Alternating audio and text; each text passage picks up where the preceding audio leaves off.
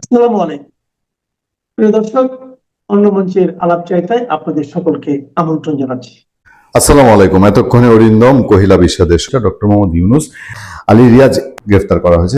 সাউদ্দিন আহমেদ তিনি খুব সিরিয়াস মোডে যেতেন। আপনাদের সেই দিনগুলো মনে আছে কিনা? ঐক্যমত্য কমিশনের মিটিং এ যেতেন এবং আমরা খুব টেনশনে ছিলাম যখন ওই যে ডক্টর ইউনুস অন্তর্বর্তীকালীন সরকারের প্রধান, সে যখন খুব ঢাকঢোল পিটিয়ে ওই কি জুলাই সনদ সই করার কলম থাকবে জাদুঘরে, হ্যান কারেঙ্গা ত্যান কারেঙ্গা, জাতিরে বুঝ দিত ডোজ খাওয়াইতো, যে এটা হচ্ছে মানে কি গোলটা জাতিরে খাওয়াইতে চেয়েছিল। বলে যে নির্বাচন, জাতীয় নির্বাচন তো আপনাদের 5 বছরের জন্য, আর এই জুলাই সনদ এটা আগামী 100 বছরের জন্য।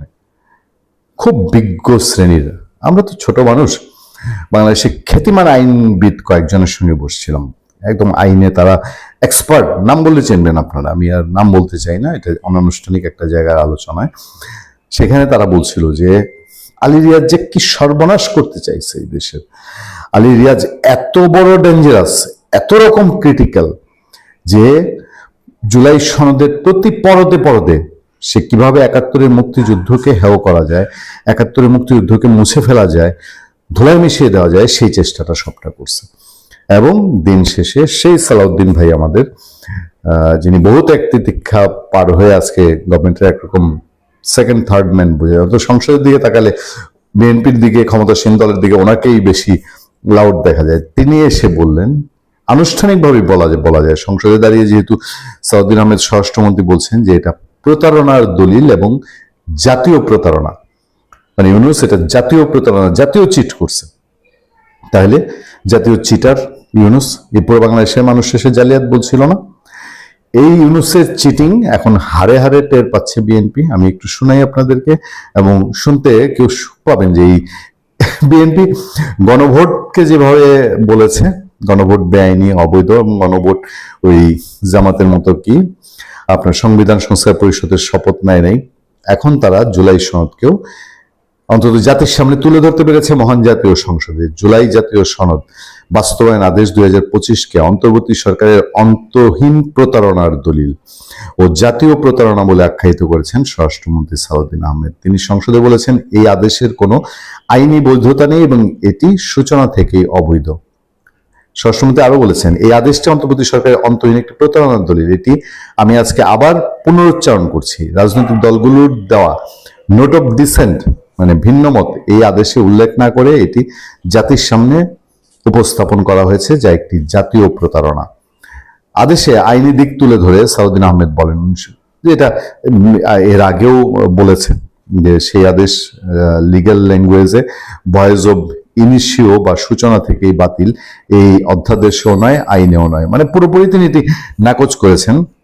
গণভোট নিয়ে সমালোচনা করে তিনি ওই যে গণভোটের 4 প্রশ্ন, এটা আবার পুনরুদ্ধার হয়েছে, যেটা গণভোট হয়ে যাওয়ার আজকে 1.5 মাস পরেও বাঙালির বোধ হয় দাঁত ভেঙে যায় গণভোটের চার প্রশ্ন বুঝছে। আচ্ছা, গণভোট যে দিয়েছে, এই যে বলে 70% লোক ভোট দিয়ে গণভোটে হা জিতায় দিচ্ছে, বাংলাদেশের কত পার্সেন্ট লোককে আপনি জিজ্ঞেস করলে এই গণভোটের মর্মার্থ এখন বলতে পারবে? আচ্ছা, আরেকটা জায়গায় খুব সাংঘাতিক ভাবে বিএনপির এই মুখপাত্র যদি বলি অথবা স্বরাষ্ট্রমন্ত্রী তিনি হাত দিয়েছেন, সেটা হলো সংবিধান সংস্কার পরিষদের সদস্যদের শপথ নেওয়া প্রসঙ্গে নির্বাচন কমিশনের সমালোচনা করে স্বরাষ্ট্রমন্ত্রী বলেন, খুব সিরিয়াসলি আজকে প্রথমবার সিইসি সম্পর্কে বলেছে, অস্তিত্বহীন একটি পরিষদের সদস্য হিসাবে শপথ নেওয়ার কোনো আইনি বিধান নেই। প্রধান নির্বাচন কমিশনার এই শপথের ফর্ম সংসদে পাঠানোর এখতিয়ার রাখেন না। তিনি সংবিধান সংরক্ষণের শপথ নিয়ে নিজেই তা ভঙ্গ করেছেন। আপনাদের আর বুঝতে বাকি নেই, বিএনপি বলছে যে আমরা সংস্কারের বিপক্ষে না, আমরা সংস্কার চাই কিন্তু কোনো অবৈধ অধ্যাদেশের মাধ্যমে না। দেখা যাক জল কত দূর গড়ায়। বাংলাদেশে মোহাম্মদ ইউনূসের আমলে গত 1.5 বছর ধরে তলানিতে গিয়ে ঠেকেছিল ভারত বাংলাদেশ সম্পর্ক। নির্বাচনের আগে থেকে সে সম্পর্ক পুনর্গঠন হচ্ছে এমন বার্তা পাওয়া গেছে বাংলাদেশের ক্ষমতাসীন দল বিএনপির সাথে ভারত সরকারের সম্পর্ক দেখে। ইউনূসের আমলে যেটি ছিল নিয়মিত ঘটনা, সেই ভারত বিরোধী স্লোগান দিল্লি না ঢাকা, ঢাকা ঢাকা বাংলাদেশের নির্বাচনের আগে থেকে প্রায় বন্ধই হয়ে গেছে। সম্পর্ক উন্নয়নের জন্য নতুন বিএনপি সরকারের পররাষ্ট্রমন্ত্রী খলিলুর রহমান 2 দিনের সফরে যাচ্ছেন দিল্লিতে। তারই সফরে দৃশ্যমান অমীমাংসিত বিষয়ের পাশাপাশি অদৃশ্যমান কিছু বিষয় নিয়ে আলোচনা হবে এমন তথ্য জানা গেছে। অদৃশ্যমান ইস্যুগুলোর মধ্যে বাংলাদেশের অভ্যন্তরীণ রাজনীতি আর আঞ্চলিক নিরাপত্তা নিয়ে ভারতের পক্ষ থেকে জোর দেওয়া হবে। ঠিক এমন একটা পরিস্থিতিতে খলিলুর রহমানের সফরের এক সপ্তাহ আগে আঞ্চলিক নিরাপত্তার জন্য ভারতের সবচেয়ে বড় একটি মাথা ব্যথা পাকিস্তানি চরমপন্থী গোষ্ঠী লস্কর-ই তৈয়বার ৮ সদস্যকে ভারতের বিভিন্ন স্থান থেকে গ্রেপ্তার করেছে দেশটির পুলিশ। বাংলাদেশের জন্য উদ্বেগের বিষয় হলো গ্রেপ্তার হওয়া এই ৮ জনের মধ্যে ৭ জনই বাংলাদেশি। আবার এদের দলনেতা সাব্বির আহমেদ লোন বাংলাদেশ থেকে পাকিস্তানের গোয়েন্দা সংস্থা আইএসআই এর নির্দেশে ভারতে বড় ধরনের নাশকতার ছক কষছিলেন। ভারতীয় গোয়েন্দা সংস্থার বরাতে এমন খবর প্রকাশ করেছে ভারতের একাধিক সংবাদ মাধ্যম। খবরটি বাংলাদেশের গণমাধ্যমগুলোতেও প্রকাশিত হয়েছে। বিশ্লেষকরা মনে করছেন লস্কর-ই তৈয়বার জঙ্গি, যাদের মধ্যে ৭ জনই বাংলাদেশি, তাদের গ্রেপ্তারের ঘটনা খলিলুর রহমানের সফরের আলোচ্য সূচিতে আঞ্চলিক নিরাপত্তার ইস্যুটির বড় একটি বিষয় হয়ে দেখা দেবে। এদিকে বাংলাদেশ সীমান্তে চোরাচালান সহ অবৈধ অনুপ্রবেশ ঠেকাতে ভারতীয় সীমান্তরক্ষী বাহিনী বিএসএফ অভিনব এক সিদ্ধান্ত নিতে যাচ্ছে। সিদ্ধান্তটি হলো ভারত বাংলাদেশ সীমান্তে নদীপথ পাহারায় সাপ ও কুমির মোতায়েনের পরিকল্পনা করছে বিএসএফ। বাংলাদেশের পররাষ্ট্রমন্ত্রী ডক্টর খলিলুর রহমান আগামী ৭ এপ্রিল ভারতের নয়াদিল্লি সফরে যাবেন। তারেক রহমানের নেতৃত্বে বিএনপি সরকার গঠন করার পর বাংলাদেশের কোনো মন্ত্রীর এটি হতে যাচ্ছে প্রথম ভারত সফর। মোহাম্মদ ইউনূসের নেতৃত্বাধীন অন্তর্বর্তী সরকারের জাতীয় নিরাপত্তা উপদেষ্টার দায়িত্ব পালন করা পররাষ্ট্রমন্ত্রী ডক্টর খলিলুর রহমান মরিশাসে ভারত মহাসাগর সম্মেলনে যোগ দেওয়ার পথে নয়াদিল্লি সফর করবেন। পররাষ্ট্রমন্ত্রী খলিলুর রহমান, ভারতের পররাষ্ট্রমন্ত্রী এস জয়শঙ্কর, দেশের জাতীয় নিরাপত্তা উপদেষ্টা অজিত দোভাল এবং বাণিজ্য মন্ত্রী পীযূষ গোয়ালের সঙ্গে আগামী ৮ এপ্রিল বৈঠক করবেন। বাংলাদেশের গণমাধ্যমগুলোর খবরে বলা হয়েছে, এ সফরে গঙ্গা পানি বন্টন চুক্তি এবং ভারত থেকে আরও জ্বালানি আনার ব্যাপারে আলোচনা হতে পারে। মধ্যপ্রাচ্য থেকে জ্বালানি আমদানি করে বাংলাদেশ, কিন্তু ইরানের সঙ্গে যুক্তরাষ্ট্র ও ইসরায়েলের চলমান যুদ্ধের কারণে এতে বিঘ্ন ঘটেছে। ফলে ভারত থেকে আরও জ্বালানি আনার পরিকল্পনা করছে সরকার। শেখ হাসিনার আমলে তৈরি হওয়া পাইপলাইনের মাধ্যমে ডিজেল আনা বিগত ইউনূস সরকারের আমলে বন্ধ ছিল। মধ্যপ্রাচ্য সংকট দেখা দিলে বিএনপি সরকারের আমলে ভারত এ নিয়ে ৩ দফায় ১৭,০০০ টন ডিজেল বাংলাদেশে সরবরাহ করেছে। অন্যদিকে ১৯৯৬ সালের ডিসেম্বরে ভারতের সঙ্গে বাংলাদেশের ৩ দশক মেয়াদী পানি বন্টন চুক্তি স্বাক্ষরিত হয়। মেয়াদ প্রায় শেষ হওয়ায় গত কয়েক সপ্তাহ ধরে বাংলাদেশ ও ভারতের প্রতিনিধি দল উভয় দেশের চুক্তিটির জলবিজ্ঞান ও প্রযুক্তিগত মূল্যায়ন করেছে। এছাড়া জাতিসংঘ সাধারণ পরিষদে মনোনয়নের বিষয়ে ভারতের সহায়তা চাওয়ার পরিকল্পনা রয়েছে। জাতিসংঘের সাধারণ পরিষদে 2026-27 সভাপতি পদের জন্য বাংলাদেশ মনোনয়ন দিয়েছে পররাষ্ট্রমন্ত্রী ডক্টর খলিলুর রহমানকে। এক্ষেত্রে তিনি ভারতের সহায়তা চাইতে পারেন বলে প্রতিবেদনে জানিয়েছে হিন্দুস্তান টাইমস। কূটনৈতিক সূত্রগুলো বলছে, এসব দৃশ্যমান ইস্যুর পাশাপাশি কিছু অদৃশ্যমান বিষয় নিয়ে বাংলাদেশের পররাষ্ট্রমন্ত্রীর সফরে আলোচনা হবে। এর মধ্যে একটি ইস্যু হলো বাংলাদেশের অভ্যন্তরে অন্তর্ভুক্তিমূলক রাজনীতি। দুই দেশের কারো পক্ষ থেকে ফরমালি বিষয়টি নিয়ে কথা না বললেও সূত্রগুলো বলছে, আওয়ামী লীগ এবং শেখ হাসিনা ইস্যুতে এই বৈঠকে আলোচনা হবে। বিগত অন্তর্বর্তী সরকার শেখ হাসিনাকে ফেরত কয়েক দফা চিঠি দিয়েছিল। তখন মোহাম্মদ ইউনূসের কিংস পার্টিগুলোকেও মাঝে মধ্যে এ নিয়ে বক্তব্য দিতে দেখা যেত, কিন্তু নির্বাচনের পর কোনো পক্ষ থেকে আর এ নিয়ে তেমন একটা উচ্চবাচ্য শোনা যায়নি। কূটনৈতিক সূত্রগুলো বলছে, ভারতের পক্ষ থেকে নির্বাচনের আগেই বাংলাদেশের অভ্যন্তরে অন্তর্ভুক্তিমূলক রাজনীতির বিষয়ে বিএনপির শীর্ষ মহলকে বার্তা দেওয়া হয়েছিল। সে বার্তার ফলো আপ নিয়ে খলিলুর রহমানের সাথে আলোচনা করবেন এস জয়শঙ্কর ও অজিত দোভাল। বিশ্লেষকরা মনে করেন, অন্তর্ভুক্তিমূলক রাজনীতি নিয়ে কথা বলার অর্থ হলো আওয়ামী লীগের নিষেধাজ্ঞার বিষয়টি নিয়ে বাংলাদেশের ক্ষমতাসীন সরকার কি করতে চায় সেটি জানতে চাইবে ভারত। যদিও এ বিষয়ে কোনো পক্ষই আনুষ্ঠানিকভাবে কোনো কিছু জানাবে না। এক্ষেত্রে যা ঘটার তা পর্দার আড়ালেই ঘটবে। ভারতের জন্য এই মুহূর্তে সবচেয়ে বড় উদ্বেগের আরেকটি বিষয় হলো আঞ্চলিক নিরাপত্তা ইস্যুতে ভারত বিরোধী জঙ্গিদের উত্থান। বাংলাদেশের পররাষ্ট্রমন্ত্রীর ভারত সফরের এক সপ্তাহ আগে ভারতীয় গণমাধ্যমগুলোর খবরে বলা হচ্ছে, বাংলাদেশে অনেক দিন পালিয়ে থাকা পাকিস্তানি জঙ্গি গোষ্ঠী লস্কর-ই তৈয়বার এক দলনেতা সহ ৮ জনকে গ্রেপ্তার করেছে দেশটির পুলিশ। এদের মধ্যে আবার ৭ জনই বাংলাদেশি। দর্শক, ভারত ও বাংলাদেশের মধ্যে ৪,০৯৬ কিলোমিটার দীর্ঘ সীমান্ত রয়েছে। সীমান্তবর্তী দেশ হওয়ায় অনেকদিন ধরে দুই দেশের সন্ত্রাসীরা পালিয়ে অন্য দেশে চলে যাওয়ার অভিযোগ আছে। কিছুদিন আগে বাংলাদেশে ওসমান হাদি হত্যাকাণ্ডের সাথে জড়িত দুই অভিযুক্ত ফয়সাল ও আলমগীরকে গ্রেপ্তার করে ভারতের পুলিশ। বাংলাদেশের গত অন্তর্বর্তী সরকারের আমল থেকে ভারত তার আঞ্চলিক নিরাপত্তা নিয়ে বাংলাদেশ সরকারের কাছে উদ্বেগ জানিয়ে আসছিল।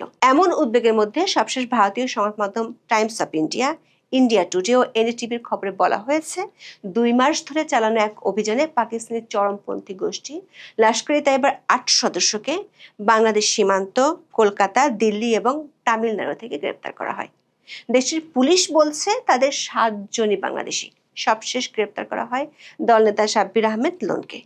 ইন্ডিয়া টুডে সহ ভারতীয় একাধিক সংবাদ মাধ্যমের খবরে বলা হয়েছে, জম্মু ও কাশ্মীরের শ্রীনগরের গান্দারবাল জেলার কাঙ্গন এলাকার বাসিন্দা সাব্বিরকে দেশের কেন্দ্রীয় গোয়েন্দা সংস্থার সহায়তায় 29 মার্চ দিল্লির গাজীপুর থেকে গ্রেপ্তার করা হয়।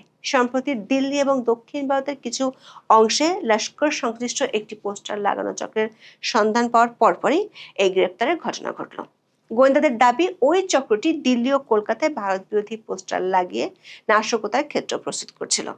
কাশ্মীরের শ্রীনগরের বাসিন্দা সাব্বির আহমেদ লোনকে 2007 সালে দিল্লি পুলিশ AK-47 রাইফেল ও গ্রেনেড সহ গ্রেপ্তারের কথা বলছিল। জামিনের আগে 2018 সাল পর্যন্ত সে তিহার কারাগারে ছিল। এনডিটিভি ও টাইমস অফ ইন্ডিয়ার খবরে বলা হয়েছে, এরপর সে বাংলাদেশে পালিয়েছিল, সেখান থেকে নেপাল সীমান্ত দিয়ে ভারতে ঢুকেছিল। টাইমস অফ ইন্ডিয়ার খবরে বলা হয়েছে, লোনকে বাংলাদেশ সীমান্ত থেকে গ্রেপ্তার করা হয়েছে। সে ঢাকার কাছের একটি আস্তানা থেকে লস্করের একটি সেল পরিচালনা করছিল। দর্শক, পাকিস্তানের চরমপন্থী গোষ্ঠী লস্কর-ই-তৈয়বা যুক্তরাষ্ট্রের বিদেশি সন্ত্রাসী সংগঠন তালিকায় রয়েছে। এটির বিরুদ্ধে ভারতের পাশাপাশি পশ্চিমে বিভিন্ন হামলার পরিকল্পনার অভিযোগ রয়েছে। এর মধ্যে 2008 সালের নভেম্বরে মুম্বাইতে 3 দিনের প্রাণঘাতী হামলাও রয়েছে। 2025 সালের 22 এপ্রিল কাশ্মীরের পেহেলগ্রামে সন্ত্রাসী হামলায় নিহতের ঘটনায় পাকিস্তানি সামরিক গোয়েন্দা সংস্থা ISI এর পাশাপাশি লস্কর-ই-তৈয়বার যোগ সাজশের ইঙ্গিত থাকার কথা ভারতের জাতীয় তদন্ত সংস্থা ন্যাশনাল ইনভেস্টিগেশন এজেন্সি বা NIA এর প্রাথমিক প্রতিবেদনে উঠে এসেছে। ওই হত্যাকাণ্ডের পর লস্করের শাখা হিসেবে পরিচিত TRF-কে বিদেশি সন্ত্রাসী সংগঠন ঘোষণা করে যুক্তরাষ্ট্র। ভারতীয় বাংলাদেশি গণমাধ্যমে উদ্বেগজনক যে খবরটি প্রকাশ হয়েছে সেটি হলো, গ্রেপ্তার হওয়া সাব্বির লোন দীর্ঘদিন বাংলাদেশে অবস্থান করে লস্করের কার্যক্রম পরিচালনা করছিল। সে অবৈধভাবে বাংলাদেশ থেকে নেপাল সীমান্ত হয়ে সম্প্রতি ভারতে যায়। ভারতীয় সংবাদ মাধ্যমের খবরে বলা হয়, গত 8 ফেব্রুয়ারি দিল্লির জনপথ মেট্রো স্টেশনে সন্দেহভাজন কিছু পোস্টার দেখা যায়। সেই সূত্র ধরে এই অভিযান শুরু হয়। ওই পোস্টারগুলোতে পাকিস্তানপন্থী স্লোগান, কাশ্মীর নিয়ে উস্কানিমূলক বার্তা এবং জঙ্গি বুরহান ওয়ানির ছবি ছিল। গত 15 ফেব্রুয়ারি কলকাতার অভিযানে এই চক্রের অন্যতম 2 সদস্য বাংলাদেশের বগুড়ার উমর ফারুক ও ঠাকুরগাঁয়ের রবিউল ইসলামকে গ্রেপ্তার করা হয়। অভিযানের বর্ণনা দিয়ে এই প্রতিবেদনে বলা হয়, 21 ফেব্রুয়ারি তিরুপুরের একাধিক স্থানে একযোগে অভিযান চালিয়ে আরো 6 জনকে গ্রেপ্তার করা হয়। গ্রেপ্তার 8 জনের মধ্যে 7 জনই বাংলাদেশি নাগরিক, যারা অবৈধভাবে ভারতে প্রবেশ করেছিল। নিজেদের পরিচয় গোপন রাখতে তারা জাল ভারতীয় পরিচয়পত্র ব্যবহার করেছিল। গ্রেপ্তারকৃতদের বিশেষ করে ওমর ফারুককে জিজ্ঞাসাবাদ করে এই নেটওয়ার্কের কার্যক্রম সম্পর্কে গুরুত্বপূর্ণ তথ্য বেরিয়ে আসে। এনডিটিভি লিখেছে, জিজ্ঞাসাবাদে ওমর ফারুক তদন্তকারীদের জানান, 2025 সালের মার্চ মাসে লোনের সঙ্গে তার প্রথম যোগাযোগ হয়। লোন ধীরে ধীরে তাকে উগ্রবাদে উদ্বুদ্ধ করেন এবং ভারতের লস্কর-ই-তৈয়বার কার্যক্রম এগিয়ে নেওয়ার দায়িত্ব দেন। ওমরকে বিশেষভাবে নির্দেশ দেওয়া হয়েছিল দেশের বিভিন্ন গুরুত্বপূর্ণ স্থান রেকি করে ভিডিও করতে এবং এই নেটওয়ার্কে আরো বাংলাদেশিদের যুক্ত করতে। স্থানীয় পরিস্থিতিদের মাধ্যমে ভারতের ভেতরে অস্ত্রের ব্যবস্থা করার নির্দেশও তাকে দেওয়া হয়েছিল। এনডিটিভি বলছে, লোন সরাসরি পাকিস্তানে অবস্থানরত লস্কর-ই-তৈয়বার সিনিয়র হ্যান্ডলার আবু হুজাইফা, সুমামা বাবর এবং আব্দুর রহমানের সঙ্গে যোগাযোগ রাখত। সে ভারতে সন্ত্রাসবাদী নেটওয়ার্ক পুনঃপ্রতিষ্ঠা করতে তাদের নির্দেশ অনুযায়ী কাজ করছিল। এছাড়া তেহরিক উল মুজাহিদিন কমান্ডার আবু তালহা এবং UPA আইনের অধীনে তালিকাভুক্ত সন্ত্রাসী আসিফ দারের সঙ্গে লোনের যোগাযোগ ছিল। ভারতের কর্মকর্তাদের মতে এই পুরো বিষয়টি পাকিস্তান থেকে পরিচালিত এবং বাংলাদেশ থেকে অপারেশনাল সমর্থন পাওয়া একটি সুসংগঠিত আন্তঃসীমান্ত ষড়যন্ত্রের অংশ। বিগত অন্তর্বর্তী সরকারের আমলে ভারত বিরোধী জঙ্গিদের তৎপরতা বাড়ায় কয়েকজন ভারতীয় সেনা গোয়েন্দা কর্মকর্তা বাংলাদেশ সফরও করেছিলেন। সূত্রগুলো বলছে, লস্করে তৈয়বার সেলের সদস্যরা যে বাংলাদেশে কাজ করছে এমন প্রমাণ পাওয়ার পর খলিলুর রহমানের সাথে বৈঠকে ভারতের জাতীয় নিরাপত্তা উপদেষ্টা অজিত দোভাল বিষয়টি তুলে ধরবেন।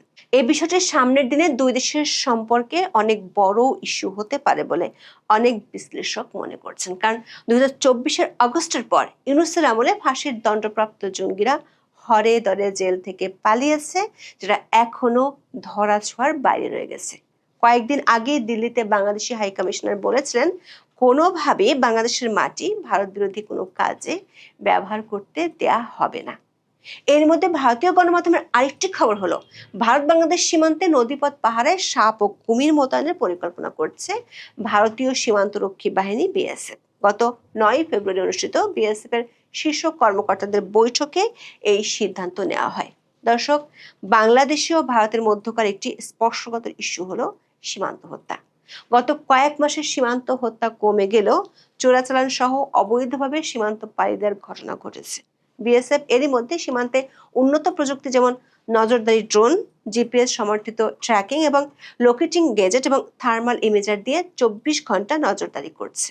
পশ্চিমবঙ্গ, আসাম, মেঘালয়, ত্রিপুরা এবং মিজোরামের মতো রাজ্যগুলোর সীমান্তের কিছু অংশে বৈদ্যুতিক ব্যবস্থা করা হয়েছে যাতে মানুষের বেআইনি চলাচল রোধ করা যায়। ভারতীয় সংবাদ মাধ্যম নর্থ ইস্ট নিউজের খবরে বলা হয়েছে, নতুন কৌশল হিসেবে সীমান্তে সাপ ও কুমির ব্যবহার করা হবে। গত 9 ফেব্রুয়ারি বিএসএফ এর মহাপরিচালক প্রবীণ কুমারের সভাপতিত্বে একটি বৈঠকে বিষয়টি নিয়ে বিএসএফ এর শীর্ষ কর্মকর্তারা আলোচনা করেছেন। এরপর গত 20 মার্চ বিএসএফ এর নয়াদিল্লি সদর দপ্তরে শীর্ষ কর্মকর্তাদের আরও একটি বৈঠকের পর এ নিয়ে সীমান্ত স্তরের সিনিয়র অফিসারদের কাছে মেসেজ পাঠানো হয়েছে। কূটনৈতিক সূত্রগুলো বলছে, বাংলাদেশের নতুন রাজনৈতিক সরকারের সাথে সামনের দিনগুলোতে ভারতের সম্পর্ক কেমন হবে সে বিষয়ে একটি বার্তা খলিলুর রহমানের এই সফর থেকে পাওয়া যাবে। কিন্তু এই সফরের আগে লস্করে তৈয়বার বাংলাদেশি সদস্যদের গ্রেপ্তারের ঘটনা আঞ্চলিক নিরাপত্তা ইস্যুটিকে বেশ জোরালো করে তুলবে। আবার জঙ্গিদের উত্থান ঠেকাতে বাংলাদেশের অভ্যন্তরে অন্তর্ভুক্তিমূলক রাজনীতির জন্য ভারতের পক্ষ থেকে যে বার্তা এতদিন দেয়া হচ্ছিল সেটিও বেশ জোরদার হতে পারে। আসলে এটা একেবারেই গুরুত্বপূর্ণ বিষয়, সময় উপযোগী। একেবারেই এই আলোচনাটা এইভাবে করতে সাধারণ মানুষ, আমাদের দেশের মানুষ অন্তত এটা নিয়ে কেউ আলোচনা করতে কেউ সাহস পায় না, কেউ আগ্রহ দেখে না, বা কারো কাছে তথ্যের ঘাটতি রয়েছে বলে আলোচনা যেতে চায় না বা করতে চায় না। এটা খুবই জটিল। পশ্চিমবঙ্গের, ভারতের যতগুলো রাজ্য, ভারতের প্রায় 29-30টা রাজ্যের মধ্যে 17টি রাজ্যতে আমার যাতায়াত ছিল একদা। তো পশ্চিমবঙ্গের রাজ্যের মধ্যে সবচেয়ে জটিল নির্বাচন কিন্তু এই পশ্চিমবঙ্গেই। মানে ভারতের যত রাজ্য নির্বাচন হয়, আমি জাতীয় নির্বাচনের কথা বলি নাই, সংসদীয় নির্বাচনের কথা বলি নাই, এই যে রাজ্য সরকারের যে নির্বাচন নিম্ন কক্ষের, এটা খুবই জটিল। ভারতের এই রাজ্য সভায় কে যে কার বন্ধু, কে যে কার শত্রু, কে যে কার শুভাকাঙ্ক্ষী, কে যে কার পক্ষে থাকবে, দিন শেষে বিপক্ষে চলে যাবে। এমনকি ক্ষমতা গ্রহণ করার পরেও তারা রাজ্যসভায়, বিধানসভায় তারা কে বিধায়ক থাকবে, কার পক্ষে চলে যাবে, আপনারা হিসাব করতে পারবেন না। আমরা দেখলাম যে গত নির্বাচন একটা দিয়ে শুরু করি, গত নির্বাচনে আমরা দেখলাম একটা স্লোগান উঠলো যে আমরা দেশের মানুষকেই ভোট দেব। কিন্তু আমরা দেখলাম যে ইউসুফ পাঠানকে, সরি ভুলে গেলাম, সম্ভবত মানে ইউসুফ পাঠান বা তারই ভাই, তাকে সাংসদ তৃণমূল থেকে তাকে নমিনেশন দেওয়া হলো। তিনি তো পশ্চিমবঙ্গের কেউ না, তিনি অন্য রাজ্যের, তাকে দেওয়া হলো এখানে আমরা দেখেছি। আবার দেখেন, আমরা দেখলাম শত্রুঘ্ন সিনহা, তিনি বিহারের, তাকে আবার জাতীয় নির্বাচনে তাকে নেওয়া হয়েছিল, আমরা দেখেছি। পশ্চিমবঙ্গের নির্বাচনটা আসলে জটিল। আপনারা দেখেন সেখানে দীর্ঘ সময় বামপন্থীরা শাসন করেছে, দীর্ঘ সময় কংগ্রেস শাসন করেছে, মমতা ব্যানার্জিও কয়েক টার্ম চলে গেল, এবং আরো কতদিন থাকবেন, সেটা থাকবেন কি থাকবেন না সেটা নির্ভর করতেছে আগামী মাসের নির্বাচনে। তো এই যে এইখানে ভোট ব্যাংকেরও পার্থক্য আছে। বামপন্থীর ভোট কোন দিকে যাবে, তৃণমূলের ভোট তৃণমূলের, কিন্তু বামপন্থীর ভোট কোন দিকে যাবে, বিজেপিতে যাবে না তৃণমূলে। তারপর মুসলমানদের ভোট তৃণমূলে যাবে না বিজেপিতে যাবে না কংগ্রেসে যাবে, এটা একটা জটিলতা আছে এখানে। না এইভাবে আপনি কি আপনি প্রিয় দর্শক, আপনি যেটা লিখেছেন এটা আপনি সমর্থক হিসেবে বলতেই পারেন, বা পশ্চিমবঙ্গবাসী হিসেবে আপনি বলতেই পারেন, কারণ এটা আপনার এটা বলার রাইটস আছে আপনি যদি সেটা সমর্থন করেন। কিন্তু আমরা তো এইভাবে বলতে পারবো না যে আগামী নির্বাচনে কে ক্ষমতায় চলে আসতেছে। অনুমান করতে পারি মাত্র, আমরা বলতে পারবো না, আপনার মতো বলতে পারবো না। আর আবারও বলি, পশ্চিমবঙ্গের রাজনীতি খুবই জটিল। সেখানে শুধুমাত্র যে আহ, ধর্মের জজবা চলে তা না, সেখানে পয়সা, টাকা পয়সা এবং মাসল মাসল পেশি শক্তির কাজ চলে। পশ্চিমবঙ্গের মতো এরকম পেশি শক্তি কোন রাজ্যে এরকম আপনি প্রয়োগ করতে পারবেন না। পশ্চিমবঙ্গের সম্পর্কে সবসময় একটা অভিযোগ ছিল, সেটা কংগ্রেসের আমল হোক, সেটা সিপিএম এর বামপন্থীদের আমলে হোক, আর তৃণমূলের সময় হোক, সবসময় সবচেয়ে বেশি অভিযোগ রয়েছে তৃণমূলের মানে এই পশ্চিমবঙ্গের নির্বাচন হয় পেশি শক্তি দ্বারা।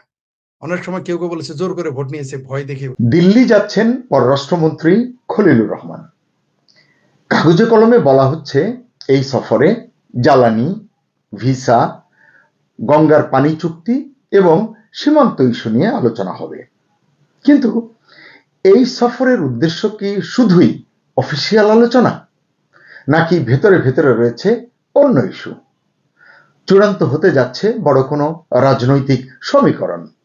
যেমন ধরুন শেখ হাসিনা ইস্যু, তারেক রহমানের সম্ভাব্য দিল্লি সফর বা প্রথম বিদেশ সফর নিয়ে বোঝাপড়া, এছাড়া নতুন সরকারের সঙ্গে মানে তারেক সরকারের সঙ্গে ভারতের সম্পর্কের হিসাব নিকাশও কি ফাইনাল হতে যাচ্ছে এই সফরে?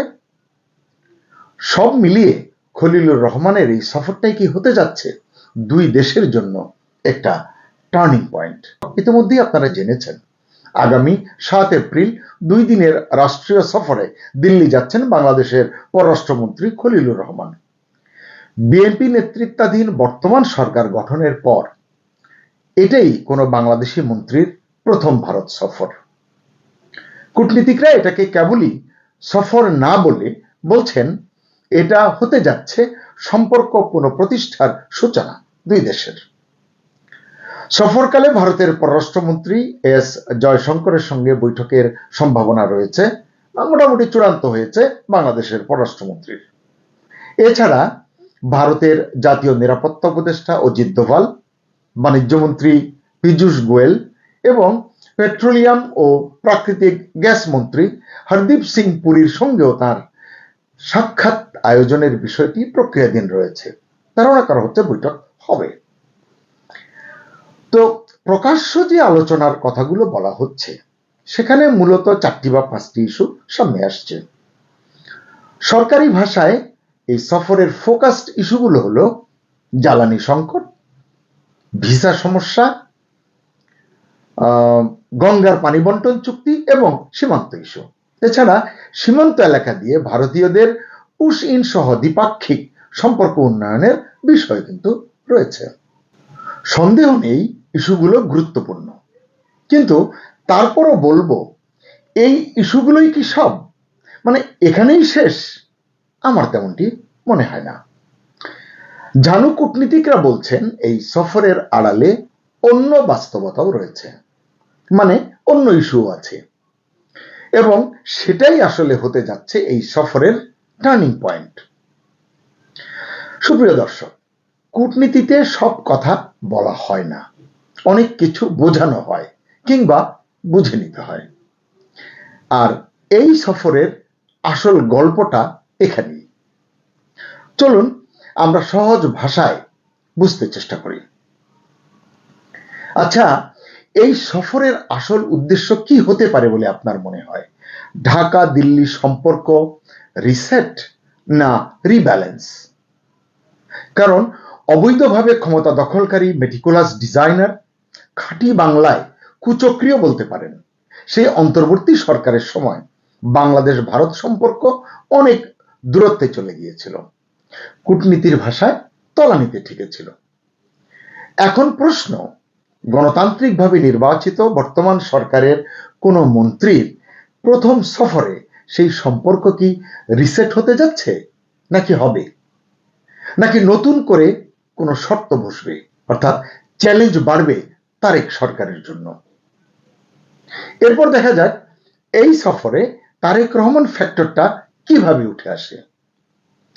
আপনি মানুন আর না মানুন, এই সফরেই বর্তমান প্রধানমন্ত্রী তারেক রহমানের প্রথম বা দ্বিতীয় বিদেশ সফর, যেটাই হোক না কেন, আপনি যেভাবেই বলুন না কেন, আগে সৌদি আরব যান বা থিম্পু যান মানে ভুটান যান বা অন্য কোনো দেশে, ভারতে কবে যাবেন, দিল্লিতে কখন যাবেন, সম্ভাব্য সেই দিল্লি সফর নিয়ে কি এই বৈঠকে আলোচনা হবে না?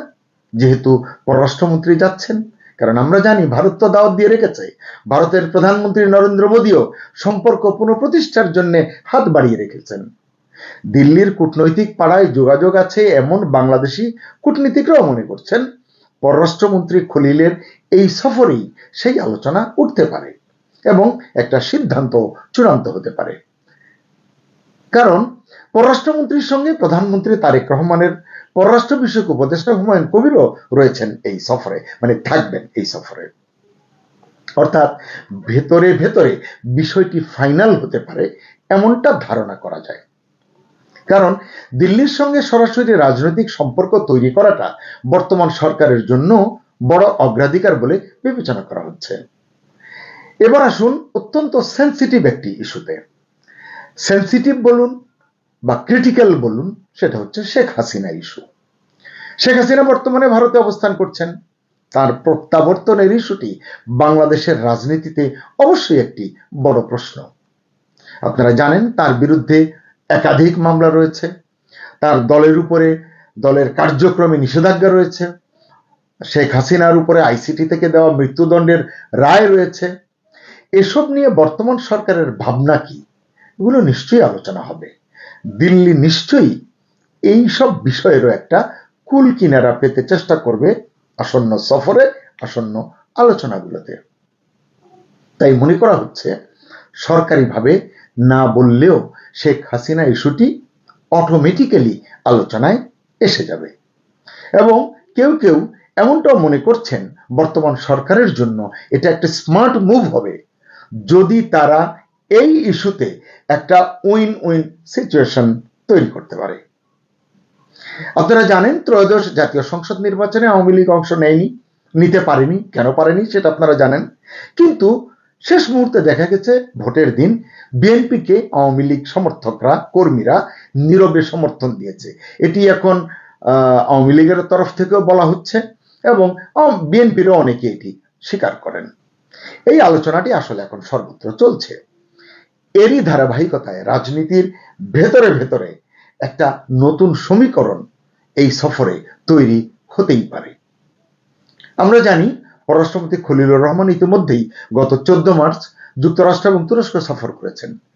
ওই সফরের উদ্দেশ্য ছিল জাতিসংঘ সাধারণ পরিষদের 81তম অধিবেশনের সভাপতি পদে বাংলাদেশের পক্ষে সমর্থন আদায়ের তদবির, এবং এতে তিনি কিছুটা সফল হয়েছেন। যুক্তরাজ্য ইতিমধ্যে সমর্থনও দিয়েছে। এবার দিল্লি সফরের মধ্য দিয়েই খলিলুর রহমানের বড় পরীক্ষা শুরু হতে যাচ্ছে।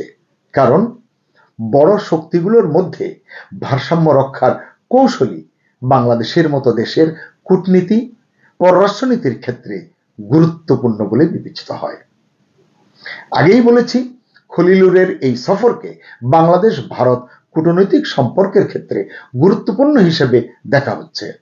কারণ ঢাকা ও দিল্লির সম্পর্ক কোন দিকে এগোবে এই সফর থেকেই সেটা হয়তো স্পষ্ট হবে। বর্তমান সরকার দায়িত্ব নেওয়ার পর থেকে আমরা দেখেছি বাংলাদেশ ভারত সম্পর্কের উন্নতি ঘটেছে বা ঘটতে শুরু করেছে, সংশ্লিষ্টরাও এটি স্বীকার করছেন। ইতিমধ্যেই বাংলাদেশের প্রতিরক্ষা গোয়েন্দা মহাপরিদপ্তরের ডিজিএফআই এর প্রধান মেজর জেনারেল মোহাম্মদ কায়সার রশিদ চৌধুরী নয়াদিল্লি সফর করেছেন। অনেকের সঙ্গে অনেক লেভেলে তিনি আলোচনা করেছেন, কথা বলেছেন। সম্পর্ক পুনঃপ্রতিষ্ঠার বা পুনর্নির্মাণের একটি চেষ্টা তিনি করেছেন। আবার দেখা যাচ্ছে যে প্রায় 2 মাস বন্ধ থাকার পর দিল্লি এবং আগরতলায় বাংলাদেশের মিশন থেকে ভারতীয় নাগরিকদের জন্য ভিসা দেওয়া, ভিসা কার্যক্রম চালু হয়েছে। বাংলাদেশের ভেতর দিয়ে কলকাতা, ত্রিপুরা, ঢাকা পরিবহন ও সীমিত আকারে আবার চালু হয়েছে। বাংলাদেশে ভারত কনসুলার থেকে বাংলাদেশিদের জন্য স্বল্প পরিসরে ভিসা প্রদান করছে ভারত, তবে এখনো বন্ধ রয়েছে ভারতের ভ্রমণ ভিসা। এটা হতে পারে এই সফরের অন্যতম আলোচনার ইস্যু। দেশের অনেক মানুষের সেদিকেই কিন্তু মনোযোগ রয়েছে এখন। এর বাইরেও দ্বিপাক্ষিক অন্যান্য বিষয়েও আলোচনা হতে পারে। অর্থাৎ ঢাকা দিল্লি সম্পর্কে তেমন টানাপোড়েন এখন দৃশ্যমান হচ্ছে না, এটি আলোচনা থেকে আমরা বুঝলাম। তবে সবচেয়ে বড় কথা হচ্ছে দুই দেশই এখন সম্পর্কের আরো উন্নতি চাইছে, ঢাকা দিল্লি উভয়। তাই কূটনীতিকরা বলছেন পররাষ্ট্রমন্ত্রীর দিল্লি সফরটা সংখ্যাভিত্তিক ইস্যু, 4টা না 5টা, ওই আলোচনায় থাকবে না। ওই আলোচনার বাইরে গিয়ে দুই দেশের জন্য যেন ভবিষ্যৎ কূটনৈতিক দিক নির্দেশনার মডেল হয়ে ওঠে, এটি সবাই প্রত্যাশা করছেন। সুপ্রিয় দর্শক, আপনি কি মনে করেন দিল্লিতে প্রকাশ্য অপ্রকাশ্য আলোচনা যাই হোক না কেন, এই আলোচনা দুই দেশের সম্পর্কটা কতটা বদলে দেবে, অর্থাৎ শীতল থেকে কতটা উষ্ণ করে তুলবে? কমেন্টে আপনার মতামত জানাতে অনুরোধ করছি।